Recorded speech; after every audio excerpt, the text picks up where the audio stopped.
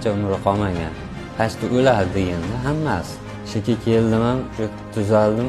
Menday qiynalib yurganlarga maslahatim bemalol kelsinlar, qo'rqmasdan. Shifo topishadi shu yoqdan. Malla Maqsud akadan juda ham xursandman. Alloh rozi bo'lsin.